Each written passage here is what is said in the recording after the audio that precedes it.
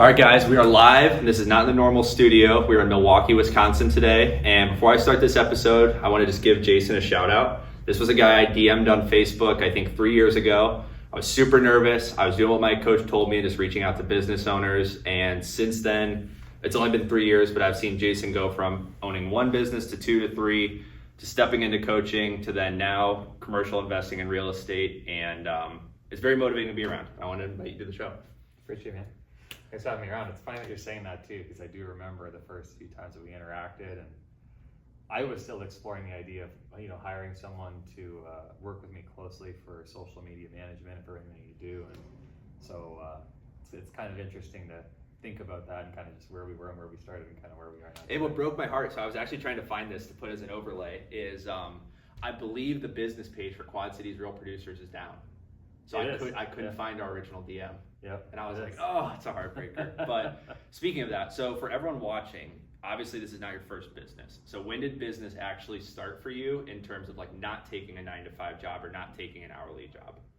Yeah, no, I started working and running my own businesses when I was in college. Opened up a college pro painting franchise. So I would hire college kids in the summer months, and we'd go out and we'd paint the exterior homes of houses in our community in the Quad Cities. And right when I started doing that, and learning how to communicate with people, learning how to sell, learning how to plan your calendar, motivate and hire the right types of people. I just knew that going back to work for someone else was just not going to be me once I got a taste of that. And so did you like go back to your classes and you were kind of like, oh, I could be doing something else? I was a C's get degrees guy. Like the second I started running my own businesses, my wife actually, well, she wasn't then, but I had to take 3 or 4 more classes to get my college degree. Okay. And I had a 1.78 GPA, I think. I mean, I was always focused on running the business, especially the last 2 years. Yeah. And, my wife was like, you're getting that degree or we're going to have some problems. And so anyways, I went and I got like the 3 or 4 A's that I needed to get my GPA, like right at just 2 passing level. To be able to get my degree. But it was important to her, so I went and knocked it out and got it done. And I'm glad that I did too, because I don't know, we can debate the importance of a college degree, I guess, but when you commit to something, I think it's important that you follow through all the way and you don't kind of quit no matter how close you are to the finish line. And I'll be able to share that to the kids one day too. Yeah, so then you can say you did it. Right, I followed through on my commitment. Yeah. Fair. And so what was scarier for you? Was it learning sales or hiring people at the painting company? I'd say they both had their challenges. I wouldn't say at the time I thought one thing was harder than the other. There's definitely a lot of reps needed in sales. It's not something that, you read a book and you become a master. I mean, there's definitely different ways that you need to learn to overcome objections, and, there's mirroring when you meet with somebody, labeling. There's tons of different techniques that you can learn. And so the more reps you can get, the better you get at it. So and were you door knocking? Pardon me? Were you door knocking? Oh yeah, that's what we did. We always canvassed the nicer neighborhoods that had wood siding and wood windows, and we just went door to door. We would warm up the neighborhood by putting flyers out or door hangers, and then we'd also put the little yellow college pro painter signs. I know a lot of people in the Midwest. I think they're down south too. Yeah, I think I've probably seen those signs before. And then a couple days later, we'd go back and then stop at each house individually. And so. And did you have like a good one-liner that you'd always ask someone right when they opened the door if you felt like they were a little reserved? Not really. I just think I can't remember exactly what we said, but I mean, now that I'm a little bit older, if I see a college kid showing the ambition, presenting him well, and saying all the right things coming to my door, and I know that my house needs to be painted, and he seems like he knows what he's talking about. Like in my mind, I'm like, yeah, I want to help this kid. Yeah, because they're taking the effort, they're taking the risk. 100%, yeah. And I know that I've seen the door knocker, I know that I've seen the yard signs, and so in my mind, I'm gonna be like, this guy's got this place ready, and like I'm gonna, work with him because of that. And so I can't remember exactly what we said, but I'm sure I just said something along the lines of, hey, we've been painting a lot of houses in the community. We're actually lined up to paint your neighbor's house over here. Yeah.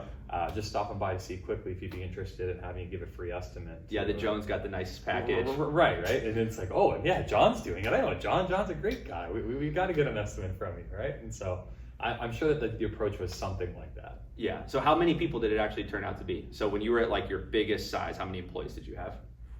I had 3 crews that each had 3 to 4 people. And mind you, we were only painting during like the summer months. Like 3 months at most, maybe. Yeah, so I think my first year I netted like 25K, and the next year was just over 30 or something like that. And for a college kid in the summer, like that's a lot of money. You were buying the beer. Right.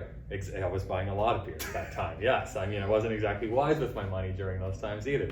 But yeah, so it was fun. And after I did it the first year, I mean, the franchising company noticed it, and so they, put me in a leadership position where I was, out touring the different college campuses and kind of sharing my story and trying to attract other franchisees in other markets. And so how did you go for the franchise first? That's what I've always been curious about, because I think a lot of times business owners, when they're young, especially at that age, they feel like they have to reinvent the wheel. So why did you pick, hey, there's already this system that I can plug into?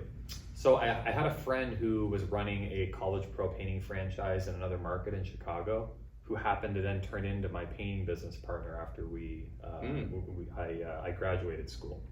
And so just after talking with him, during lots of beers, of course, in the college years, he told me about his experience, and he was making pretty good money. And I come from a background and family that was always in construction, so I just thought it was a natural fit. And so you left the franchise and you started what was then your own company or partnership? Correct. Yeah, it was our own company, K&J Finishing. Yeah. So at first we only painted exterior homes, just like College Pro, and then we slowly moved inside during the winter months. And after about 2 or 3 years, we started dipping our toes into the commercial space, and that's really where our company started taking off. That's kind of where we went from there. And at what point in that process did you feel like you had to grow as Jason the person? It wasn't necessarily business growth. Like, were there certain limits you hit with, obviously, like you had a wife, like I don't know if you had kids at the time yet? Yeah, I mean, in 2015, I was approached by a gentleman that was running a niche magazine for some of the affluent communities in town, and he asked me if I wanted to advertise in his publication. And so I did buy an ad in the publication, but while I was talking to him, I was very interested in what he was doing, because I could see the need and the desire for local businesses wanting to get their message to more of an affluent household. I mean, that's what we wanted to do as a painting company.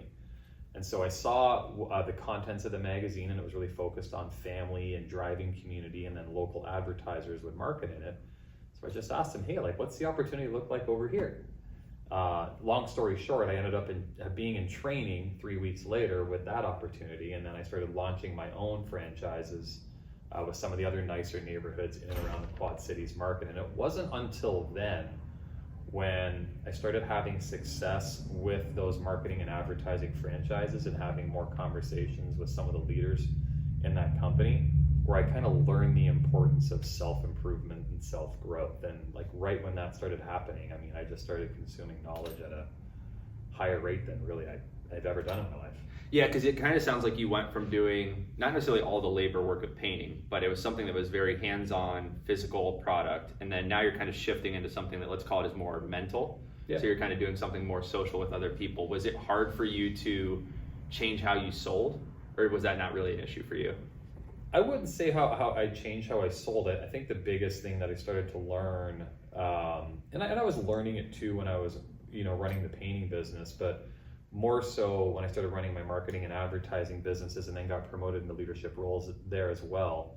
You only have so much time in the week, right? And so I learned the importance of not trying to wear every single hat in the business. And when you're doing that, like, you're not really working on the business, you're working in it. I know a lot of people have heard that before, but I think what I learned more than anything is how to work on the business and not so much inside of it.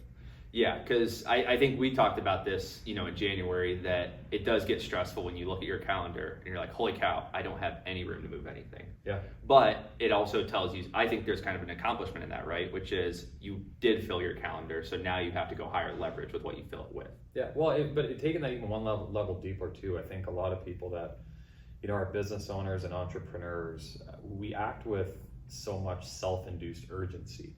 It's like everything needs to be done now. And I think as you kind of mature as a person and as a business owner, you start to learn that, that urgency that you're placing on things really takes a toll on your inner well-being and on your stress levels. And, that can be seen in your relationships, how your life partner views you as well. And so I just think you start to learn as you get more and more reps and more time in the business, and as you start to learn about yourself more, and pour into some self-help and self-improvement tools like podcasts and books and conversations with coaches and mentors, that you don't need to place as high of an urgency on things and tasks as much as you think you need to. Or like most things can wait. In fact, almost everything can wait. And I just think today, and especially with today's society, with these things, like look, this is how important this is. I have this out here sitting on the table just in case I need to grab it, right? Like nothing is truly that important. Really, the most important things are, family, and that should come and be priority number one all the time.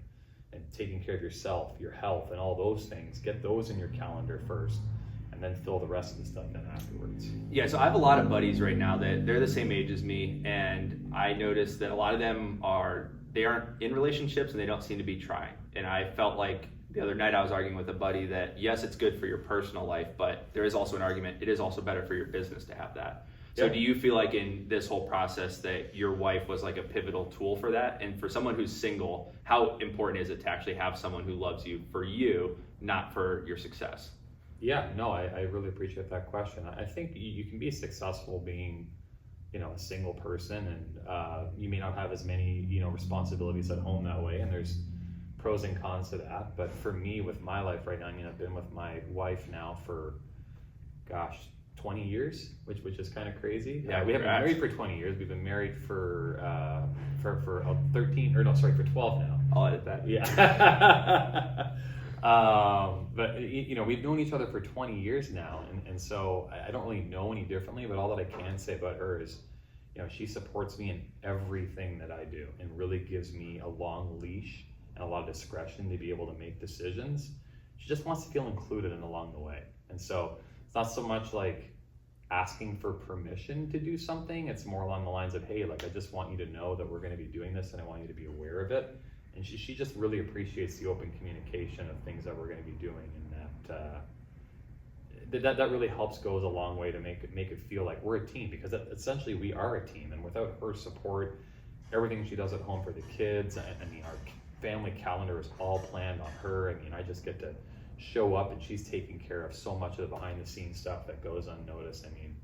She's my rock. Love you, honey. Thank you for everything that you do. Without her, I would not be here at all. And I think another thing you said, you spoke with certainty. So I was talking to Katie about this the other night, and my buddy was asking the same questions of, how do I get my girlfriend or how do I get my wife to be convinced in what I'm doing? It sounds like when you're coming to her, you're being very, I know what I want to do. And it's probably easier for her to get behind that because you don't question yourself as much. So do you feel like that self-help work makes it easier to invest in Jason? Yeah, I think so. I think confidence, not arrogance. There's a big difference between those two things, of course. I think that does build a lot of trust when you're communicating, an idea or a direction or a solution to a problem that you're having with someone and getting them on board with where you're trying to head. And so I think, I've done a lot of work on myself as a person. I'm far from a finished product. That fence is always going to keep moving.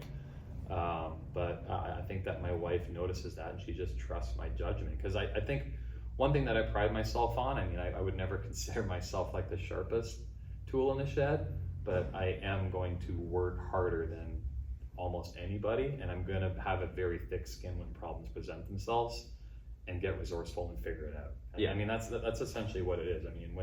When you hit adversity, when problems strike, how are you going to process it yourself? And then what is your ability to focus on the solution? And sometimes a lot of times it's not how, it's who can help support you to figure out where you're going.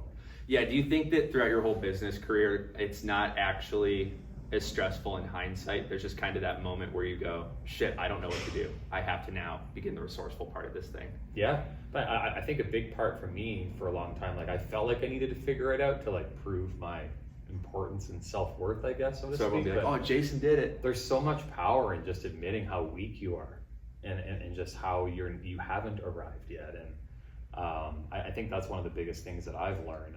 I have so much to learn still, and I try to approach everything in most conversations from the angle of being a student. And I think when you present that, and then of course you act that way too, I think people respect that. Yeah, there's this song lyric, it's called, how's it go? you lose your place when you try to flip the pages further. And obviously, like I said in the beginning of this, you've taken big jumps. And I'm not saying this to compliment you, but from an outside looking in, you've taken big jumps in the last 3 years of what you're doing, who you're doing it with, and the volume of the deals you're doing. So how do you stay motivated to do that without becoming arrogant, like you said? Or is that something you struggle with? I wouldn't say that like struggling to be arrogant is something that I struggle with, or wanting to be arrogant is something that I struggle with. I don't think that's what you're trying to ask, but like I think more than anything, like my wife keeps me grounded, my family keeps me grounded, my faith keeps me grounded, my morning routine keeps me grounded. I just think that there's so much power every day in kind of reminding yourself how lucky you are to have the things that you are in your life. And a lot of times when I'm in self-reflection too, in some mornings, and it's like, how lucky am I to have this opportunity and to have these problems, right? It's not like even being born in North America, like waking up every day. Like I don't think a lot of people take a lot of time to just understand how fortunate they are to be born here in the U.S. I'm originally from Canada. This is awesome. So the last guest I had on Thursday, Femi, grew up in Nigeria. And so he came to America at 17. And that was the same thing he said. He's like, a lot of people just don't get, like you already kind of won.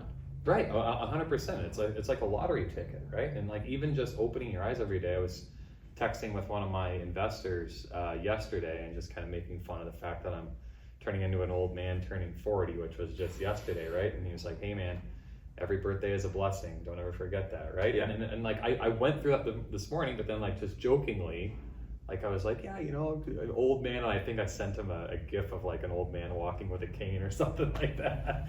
He was like, hey, like I know what you're saying, but you know, remember it's a blessing. And so like it's a reminder because not everybody makes it to 40 years old. It's true. Right? So I think just having a morning routine to ground yourself, not let your ego get too far ahead of you, goes a long way in making sure that you know you stay grounded as a person and as an individual.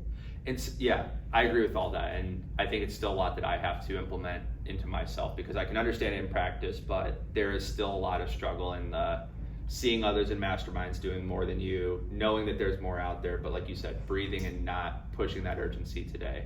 Yep. So what was that point with the magazine franchises where you realized you're at that limit, when you were like, man, this is actually getting a little unsustainable for me? Yeah, you know, I have a lot of great memories and create a lot of unbelievable relationships with the company that put together the niche publications. And ultimately, I believe that I wouldn't be doing what I am doing right now with the suites if it wasn't for that experience and that opportunity. I think the biggest thing that led me down the path to now growing the suites and leaving that company was just kind of like the lid that was there. And what I mean by that was like there was a certain income level that you could reach, but beyond that, it was really hard to 2, 3, 4, 5, 6x the income level. And it's not just about money, but on the other side of that, as you're working in the business, there wasn't really a proven model with the company to sell your franchise on the back end once you got out. It's very much a personality driven. The barrier to entry in the company is so low. There wasn't a franchise fee on the front end. And so if I'm someone that's looking at the opportunity, it's like, well, if I get hired, I can go turn on my cash flow in 3 months of hard work. Why would I give somebody $200,000 for their business? Right? And so like, I just view it, I could be in this hamster wheel making a great living for a long time, working, you know, I'll just say not full-time hours every week. Yeah. And making a really good wage, you know, being able to do what we want financially, but it just didn't make sense for me to keep doing that and staying in the hamster wheel over and over and over again when I knew on the back end there wasn't really anything there to sell.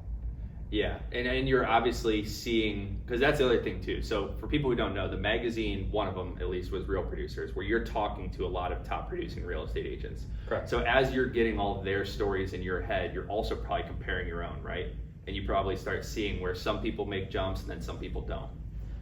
In some ways, yes, but I think like another contributing factor too is like everything kind of happens in different seasons in our lives, and I was with the company for 8 years and had a really great run. You know, I've helped a lot of other franchise owners within the company through coaching them and coming up with programs for them and supporting them in their businesses. And at the same time, I provided something for our readers that they look forward to getting to every month, and provided an experience to our advertising partners and help them connect with that readership too. And so there's a lot of good there. I just felt like, after doing it for 8 years, I just wasn't as in love with it when I first joined.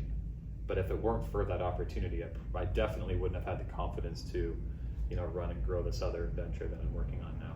Yeah, and I think that was what was exciting for me, because I remember I started seeing all these commercial real estate posts from you on Facebook, and I was like, dude, what is this thing you've got going on? And I think personally what I'm curious about is, how did you make this jump? Because I think they're both in real estate, but they're not even really close to the same business. Yeah. So how did you kind of look at your situation and go, I'm maybe not upset with where I'm at, but I know this isn't what I want to keep doing. And there's this whole other thing here that I know I want to do, I'm passionate about, and how do I not break both at the same time? Yeah. Well, what was nice about the magazine business is that there was a residual income that was coming in. So there was longer term agreements that we did with our advertising partners, which helped me not focus as much attention on the sales bucket to keep that income coming in, because there was a bunch of contracts in place. So it gave me a lot of freedom with my time to be able to start growing something else, which was the commercial real estate business, as I was still owning and operating the magazine business. Yeah. But I think another big reason, in addition to with the magazine business is not really having anything to sell on the back end, was I knew with the commercial real estate, I could grow a residual income there as well with the Suites business model. But then on the back end, I had something really big that I could sell. But in addition to that, I just got tired of forking over 30, 40, 50 grand a year to Uncle Sam. And then I start buying real estate, and I'm like, holy shit, I'm not paying taxes anymore, right? And there's nothing wrong with that. In fact, government encourages you to buy real estate. That's You're why doing the part tax of their goes job, up. yeah. Exactly. And so last year, I'm getting a refund back, and I was just always used to at the end of the year, paying the IRS for, all the income that I was bringing in, and I just didn't have anything to offset that. Yeah. And so I think there was a multitude of reasons why the transition happened. I think number one, I had a great experience with the company, but I did it for a long time and just lost my cool for it. Number two was I knew that I could replace the income. Number three is I would have something really big to sell on the back end versus not having that opportunity with the magazine. And lastly was the tax situation. And then I would say number five too, once this engine really takes off with the Suites, I think I'll have even more freedom, and I'll be able to have more time to pick and choose what I want to do and when. And I think that's the biggest thing when you reach a certain level. You want to buy back your time. I mean, making more and more and more money is great, but at a certain point, it's like my standard of living isn't going to change all that much if, I retire with, and I'm just making up arbitrary numbers, 5 million versus 8 million or 50 million. Double stake at Chipotle. Versus, exactly, right? But so I just think, there's a lot of reasons that contributed to the jump over from one to the other, but I'm very happy with where I am now, and I'm waking up every single day full of piss and vinegar, ready to go for a multitude of reasons. Yeah, and I think one thing that you said to me earlier when we were just sitting in the lobby was, I asked you, is this easier or harder than when you were doing all of that? Yeah. And you kind of paused for a second. Yeah. And it was like, you said, I think your stress is a little bit lower, but what you're working on is a little bit more fun. Yeah, I think it's that for sure. I'm fortunate to have a pretty extensive experience in construction. So what we do is we buy buildings and we renovate them. And then once they're renovated, we have to market and advertise them. So those two skill sets, thankfully, are in me, which is great. And so I have a lot of fun doing that. But when I was at my busiest, I would say from a calendar time period, and just being very regimented with what I was doing every single day. I mean, I was coaching 25 to 30 people a week and having to hop on 3 1-hour leadership calls while I was running 4 different franchises. And so from 8 a.m. to 6 p.m. every day, it was just back to back to back to back to back with no time to breathe, very little time to breathe. And now I can get done what I need to get done mind you, there's probably just more at stake now because I'm the engine that's making it all run, and I don't have a franchising system supporting me. So Yeah. everything needs my attention right now. I'm wearing a lot of hats, and so like there's different levels of stress with that, but I'm still able very easily to go golfing Wednesday at 1, or like yesterday was my birthday. I had one meeting at 9. I went and saw a movie with my wife, and then we picked our kids up, and then we went to the water park with them, and had a day. And like next week On a Wednesday. Yeah, my wife just texted me. It's like, hey, Audrey's gotten an eye appointment next Tuesday. Would you be able to take her to that? I was like, yeah, sure, no problem, babe. I got it. And so like. And is that the choice thing you talk about, where it's like everyone always imagines they're like, oh, I'm going to make this money and I'm going to go sit on a beach. It's not always go sit on a beach. Sometimes it's what you just said. Well, and I think the biggest thing, a lot of the gurus on social media and a lot of people talk about real estate being passive. That's the biggest load of baloney you're ever going to hear. There's no, if you're approaching your real estate business from a passive standpoint, you probably have a property manager. Your property manager is always going to look at the path of least resistance. They're not taking care of your properties. So passivity, complete passivity in real estate is not a thing. It's semi-passive. Yeah. Now, I'm also growing a business and a brand with the suites, and so it's definitely not semi-passive right now. It's very active, but I'm just speaking to most real estate operators, and the ones that know what they're doing, they know that there's no such thing as passive in real estate. Yeah. So how the heck did you get this idea to do something called the suites? By chance. Very lucky. Yeah. So my ex-painting business partner and I, we paid off a building downtown Davenport, Iowa, that we were running and operating our painting business out of. And I was gonna build out a shell. The building was in complete disarray. We ran and operated a painting business out of it, so there was overspray everywhere, and just wasn't it was a very older building.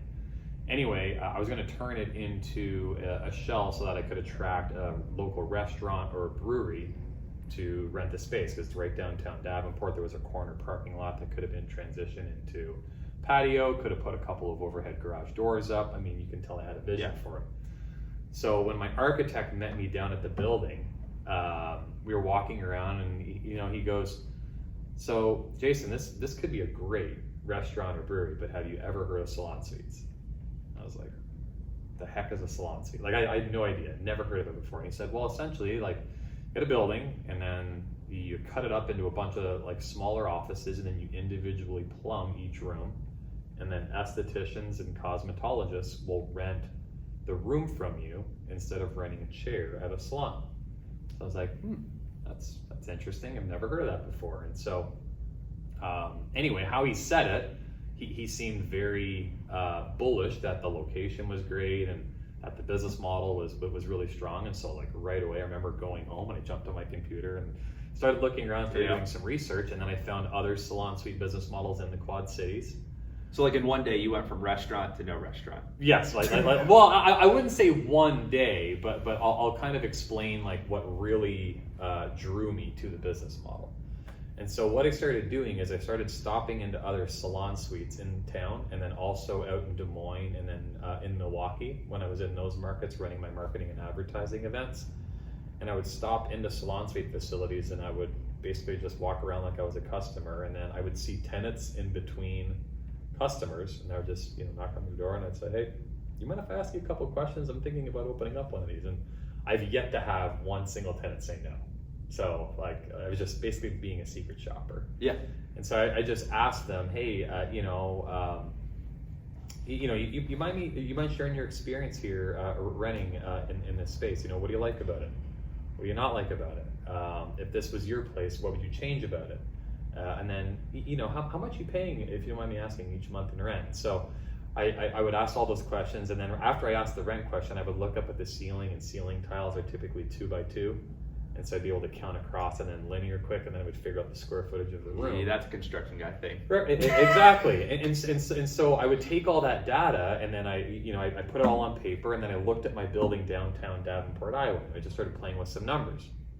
And so in downtown Davenport, Iowa, commercial space is leased for about $12 a square foot. So it's a pretty low number, but real estate in the Quad Cities is very, very affordable. Yeah. So it's a 4,000 square foot building, and if I were to have found a restaurant, let's just say for $12 a square foot, that would equal about $50K a year in gross rents. Well, that same building today is doing over 150K in the same space, and it's all because of the business model. And I think what's cool from like the tenant perspective, after we did our first video shoot there, is it almost lowered the barrier to entry for a lot of these people to create their own brand. That was 100%. something that was very unique to me. Like, I think it was, I don't remember his name, but the first barber we spoke to, Brandon. Yeah, he was saying like there is this resistance of like, I don't want to buy my building because they're taking on all that risk. They now have debt on it. Right. But then two, it is harder for them to justify, like maybe they are just a one-man shop and they have their book and they want to serve their book. They don't necessarily want to have to fill 7 more chairs. Yeah, well, in addition to that, like think of the options that they have, right? And so most people, just looking at the hair industry, you can rent a chair in someone else's salon, and you're probably going to pay $150 to $250 a week to rent a chair in someone else's salon, and you have to give away half of your profits to the owner of the salon. Plus, you can't sell your own products and mark those up and make a margin. So you're spending $800 a week, and you're giving away a large chunk of your profits. Truthfully, to be treated like kind of a contracted employee. 100%. So we rent our studio suites for about $800 a month. So what a lot of folks are understanding in the beauty industry now is they can rent a salon suite and keep 100% of their profits. They can put up some shelves, put some products up there, mark them up a little bit, and make a little bit of margin on those too. And the alternative to them is going and renting a storefront or their own space, and the rent's going to be a lot higher. They're going to have to pay for their utilities, insurance. I mean, you're looking at $2,000 to $3,000 a month versus $800 to $1,200 to $1,500, depending on how big it is, how big of a salon suite that they're looking at. So it's just one number and it's locked in. Plus, they get 24/7 access into the building, so they can get in and out whenever they want, set their own schedules, and have more freedom. And so what we see and hear all the time is, you know, ever since I started partnering with you, Jason, with the suites, it's like I'm doubling, even tripling my revenue now, and I have more freedom.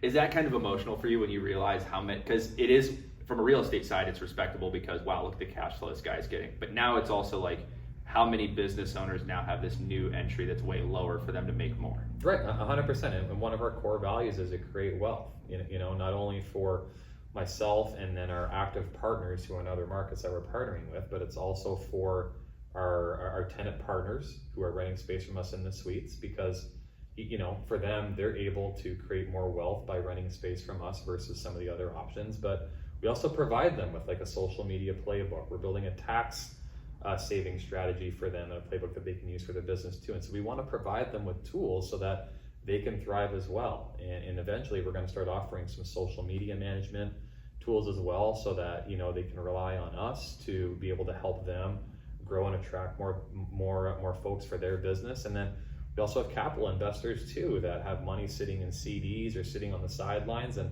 we want to help them create wealth too. And so it's one of our core values, and we try to make sure that everybody that's working with us at the suites, that we're helping everybody create wealth, and that's one of the things that we stand for. And I want to give you a shout out, because I remember in January you had fears of even talking about any of this, because you thought people are going to think I'm an evil landlord and all this stuff. So one, congratulations, you've made some progress in that category. Yep. But on the other side, so right now it's August of 2024. How many locations do you have right now, and what are your expansion plans looking like? Yeah, so right now, downtown Davenport, our first location, we just passed our 1-year anniversary. We have 1 suite available there, but things are going extremely well. Our Moline, Illinois location, so just on the other side of the Mississippi, is going to be opening up here in about 4 weeks. It's going to be a smaller facility with 10 suites. We already have 2 of them pre-leased right now. We're currently developing Peoria, Illinois. We're doing a ground-up construction there. Yeah. So we started moving dirt. We should be pouring footings right now as we speak for that location. Milwaukee, demo just got done. We're going to have our mechanical trades coming in soon to start doing their rough ends, start cleaning some stuff up. Grafton, we have a 40,000 square foot building, which is just outside of Milwaukee in the suburbs. We're building up the suites there on the 5th floor, so they're gonna have a really cool view there because it's like glass windows all the way around, so you're gonna be overlooking. Those might be a little more than 800. They're gonna be pretty fantastic. I'm excited about that. Galesburg, Illinois, we're closing on that property here in 2 weeks. Johnston, Iowa, we just bought a lot there last week. We want to get our structure up there by the winter. Des Moines, we should be closing on that one in a couple weeks, and then we've established partnerships in Cincinnati, the Twin Cities, and in Kansas City too. And so by this time next year, we should have 10 or 11 different locations open. And so obviously you're starting from where you're familiar and you have these relationships. Let's look 1, 2, 3 years from now. Where do you see the expansion on a map going? Well, I wouldn't say that it's like trying to expand in a certain way in that essence. I mean, we do have a price point that we buy buildings very responsibly. Yeah. And so we have to do a pretty extensive rehab to the real estate that we buy. And what's nice about it is it doesn't have to be, the model that is, it doesn't have to be in the A++ area of town. So we're able to find some older restaurants or some older office buildings that might be in a B- area of town and then repurpose them with our business model. And so we don't like to spend more than $80 a square foot. In some markets, that price target's very hard to come across. And so it's more about finding the right property in an area that has the right demographics. But that said, our goal is to get to 50 locations in the next 5 years, and you're on pace. Feel like we're off to a good start. Yeah. Yeah. What would Jason a year ago say about the progress you've made today? Holy shit. Yeah. Yeah. Like it's crazy, and I don't even think a year and a half ago or 2 years ago when I started the idea of doing it downtown Davenport, I don't even think I had the idea in my mind to think to go to 50 locations. It's just like, let's just do one.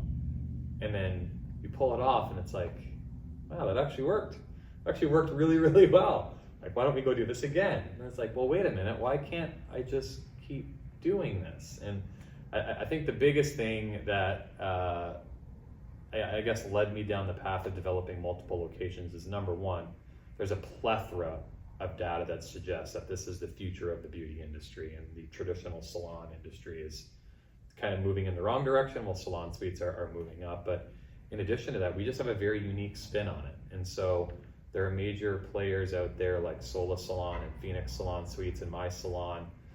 They all do a great job, but they find a local franchisee and they lease space in an existing building, which is fine. Yeah, but it's a different play. It's a different model altogether. And so one of the biggest things that you hear as a complaint, if you're renting from whether it's an apartment, self-storage, office building, something goes wrong in the building, what's the tenant complaint? They're not taking care of it, right? It's like it takes them a long time to get the service people out here and actually to fix what's going on, right? And that affects everybody's business. Yeah, one day out is 100%. And so we buy real estate. And so there's a big difference there. And so I get approached by people all the time. That's another one of our core values. We buy real estate. And so I get approached all the time. Hey, Jason, we've got this strip center over here. We got this building over here. I think it's a great spot for your business model. It's like, no, we buy real estate. We don't lease it. And the reason is not only because I'm a commercial real estate investor and I want to buy and continue to buy more real estate, but it's also on the tenant side. We want to be able to provide them with a better experience. And by bringing property management in-house, we have someone on our team that's dedicated to being the first point of contact. So when there's any maintenance issues that pop up, like, we are on it within like 2 or 3 hours. Are those birds still in the Davenport building? No, they're not. I forgot that I told you about that. Yeah, but like, stuff's gonna happen all the time, right? And so we got a few birds that flew into our first location. I don't know how they got in.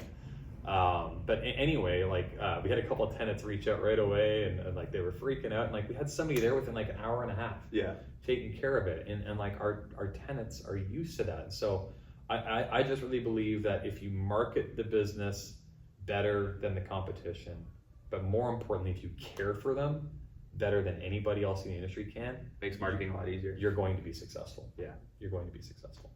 Yeah. So what is your big excitement moving forward? Is a lot of it business? Is a lot of it family? Like, what is the one thing that you would say moving forward you're very excited about? Trying to spend as much time with my girls as I can before they leave for college. Yeah, the time aspect is real. Exactly. And I think with this business model, I have an opportunity to really buy a lot of my time back. And it's crazy. Anna, she just turned 9. She's already halfway out of the house. And yeah, when you think about it like that, it's crazy. And then, well, not only that though, like, when you're younger, like, you're just going to be in the house and with mom and dad more. And then it's going to be, can I go to Jenny's house? 100%. And so like the amount of time, like even though we have 50% of the years left, most of the time of her being with us is probably gone. And that's, comparing it to 18 years, not after that, right? And that's pretty, I mean, I'm excited for her, of course, but it like as a parent, like it's kind of humbling a little bit, you know, to know that time has already passed. And so for me, like one of the things that I want to make sure that I'm doing is, you know, in another couple years, make sure that there's people that we're bringing into the organization that can, you know, wear multiple hats, bring in skill sets that I personally don't have, and help and add value to the company so that we can grow more. But in addition to that, I think a byproduct will be me having more time to spend and invest with my family and my wife. And what are some of those traits of people that you want to work with? Because obviously I think skill sets can be trained, but personality can't. So who are some of the types of people that you think you'll want to work with over the next few years as you scale this out? Yeah, I mean, I just think like number one, just having a good moral code. Like I'll definitely be looking for that. I think when I sit down with someone, there's two things that I'm going to be looking at. Number one, it's am I going to enjoy working with this person? I think the moral code fits into that. But number two, I want to make sure that when I sit down with someone and if I'm interviewing them for a position, that they're teaching me things that I don't even know about what I don't know. Like to me, that's what lifts the organization. Like if you can bring people in, when you hire up. Right, exactly, hiring up, exactly. And so it's like, I know I'll be looking for a project manager, COO type of position here, person to fill that seat in the next, 4 to 6 months or so. And there's so many programs and AI software out there that I just don't even know, right? Like I'm a Word document and Excel sheet guy, and it's like, let's go to war. We'll figure this out, And so we'll get you there. Right, exactly. And so like, for folks that understand EOS, I'm definitely more of the visionary skill set, and I need to find me an integrator, So I'm going to sit down, I'm going to meet with multiple people, but I just, I want to sit down with someone that I would enjoy working with, that shares a lot of the same core values that I do. But when I meet with them, I want to hear from them things that I don't even know, or I haven't even thought of, right? And have them show me what they've done in other organizations or in other areas of their life, how they've implemented that and the results that have come. And I think that when you bring people into your organization that teach you things, you're probably sitting down with somebody that's a right candidate for the role.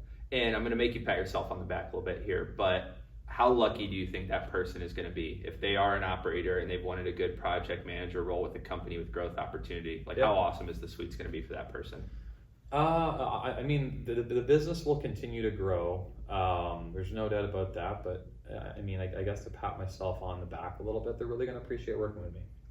I think Christina, my executive admin, with my marketing and advertising business, she moved into basically running the suite's property management company. She's been with me for 9 years now. She's a great friend. I learn a lot from her too. Same thing, vice versa. And I think if there's one thing that she would share about me, it's the heart that I have for wanting to see other people succeed and care for them.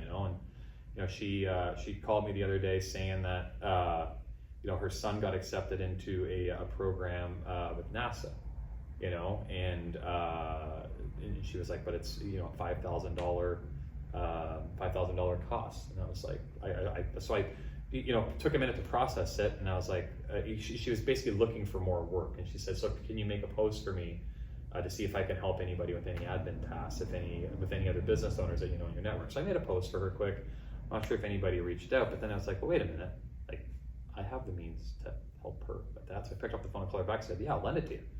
She was like, no, you don't need to do that, but I appreciate you so much for reaching out. And so like I want what's best for other people, and I think anybody that would bring into the organization, they would feel that about me. And I think in any company or in any organization, when you put people first, which is another one of our values at the States, people first, understand over trying to be right. I think you build a great culture within, and so I think that would be one of the reasons that they would really enjoy working with us. And I can attest, for anyone watching, about 2 months before I came out in January, I had made the decision to start filming, to start doing these in-depth director days, and Jason was one of the first people out of state I tested this with. And while it was exhausting, it was very rewarding and crazy that we actually not only did everything we planned on, but we did then some more. Yeah. And since then, yeah, locally in Ohio and even like Pittsburgh and a couple other markets, I've really doubled down on it. And I think a lot of that confidence came from you being willing to step up and do it. It was a new concept, it was a new test, and yeah, anyone that works with you, I think, is going to be a lucky person. And I appreciate you coming on the show. No, I appreciate you coming.